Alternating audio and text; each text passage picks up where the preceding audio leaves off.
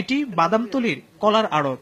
এখানে অনেকটাই প্রকাশ্যে নিষিদ্ধ রাইপেন, ইথাইল প্লাস স্প্রে করছেন আড়তদাররা। স্প্রের 12 ঘন্টা পর কাঁচা এসব কলাই ধারণ করছে হলুদ রং। পাকা ভেবে কেউ এসব কলা ছিলে খেতে গেলে পাবেন পুরোই কাঁচা। লাল একটা ওষুধ আছে পানির জাতীয় আর কি, সেটা দিলে পর ধরেন এক বালতি পানি দিলে 2 কাপ 3 কাপ ওষুধ লাগে, পানিটা দেওয়া লাগে। মিক্সার করলে পর এরকম একটু লাল দেওয়ার পরে কলা আস্তে আস্তে পাকে যায়, 3 দিন পর পেকে যায়। এই শুধু যে কলা দেয় সেটা না, আনারস যে কাঁচা আনারসটা সেটা এই কেমিক্যাল দিয়ে পাকানো হয়। যেটা মোকাম যে দিয়ে হয় না, এটা এনে ভাইয়া স্প্রে করলে 3 দিন পরে পাইকা যায়। এটা ভালো না, কিন্তু এটা না করলে তো কলা পাকবে না, আর আমরাও বিক্রি করতে পারবো না। বালতি ভরা ইথাইলে কলার ফানা ডুবিয়ে অথবা স্টবের চুলায় জাগ দিয়েও পাকানো হচ্ছে মানবদেহের আয়রনের ঘাটতি পূরণের অতি প্রয়োজনীয় ফলটি। ওই যে সবরি কলাটা, চাপা কলাটা, এটা হলো আমরা হিট দিয়ে পাকাই। আর শুধু নেপালি কলাটা ওটা বাগান থেকে ব্যাপারীরা এলো স্প্রে করে দেয়। পলিথিন দিয়ে ঢাকাইয়া ভিতরে স্টোভ দিই, খোলার পর কলাটা হালকা নরম হবে ওই স্টোভের তাপে, পরে আস্তে আস্তে কালার হবে, তারপর বেচা কিনা হবে। একই দৃশ্য কারণ বাজারের কলার আড়তেও। কলাগুলো অথবা সার্ফ এক্সেল অথবা শ্যাম্পু দিয়ে আমরা পরিষ্কার করে নিই। এটার কাজ হলো যদি কলা ময়লা থাকে, ঠিক আছে, ময়লাটা পরিষ্কার করানো হয়। কলাতে মাটি দেখছেন, এই যে বললেন না যে কলাতে স্পট কেন, স্পট এটা দিলে পরিষ্কার হয়ে যায়। বিষাক্ত কেমিক্যালের ছোবল থেকে বাদ যাচ্ছে না রসালো আনারস। অল্প সময়ে বেশি মিষ্টি করতেই গাছে এমন বিষ স্প্রে করছেন বাগানীরা।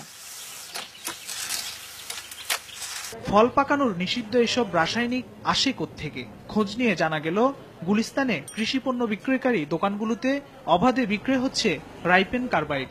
গভর্নমেন্ট যত পারমিশন দিচ্ছে এটা বৈধ, তো এই জিনিসটা কি বৈধ? যদি সে এখানে পাকানোর কাজে বা অন্য কাজে ইউজ করে সেটা অবৈধ বা এটা ক্ষতিকারক। আমরা বিক্রি করি ভিটামিনের জন্য, নিয়ে যদি আপনার এটা পাকা, এটা আমাদের দেখার বিষয় না, অবশ্যই এটা ফলের জন্য ক্ষতিকর। এগুলো খাইলে মানুষের ক্যান্সার হয়, বিভিন্ন রোগ হয়। বিষযুক্ত এসব ফল মানুষের শরীরের জন্য মারাত্মক বিপজ্জনক বলে জানালেন এই বিশেষজ্ঞ।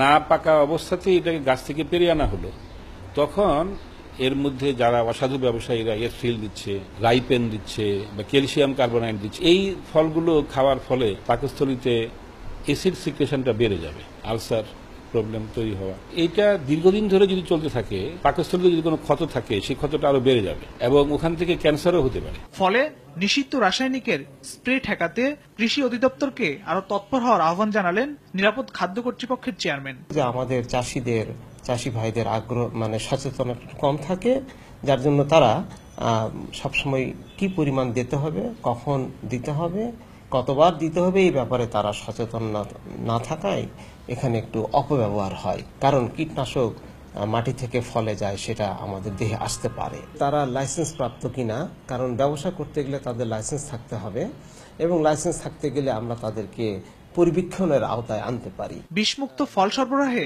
ব্যবসায়ীদের সচেতনতা জরুরি বলে মনে করেন তিনি। কৃষক চাচা বাবা যারা, ফখরুল ইসলাম, RTV, ঢাকা।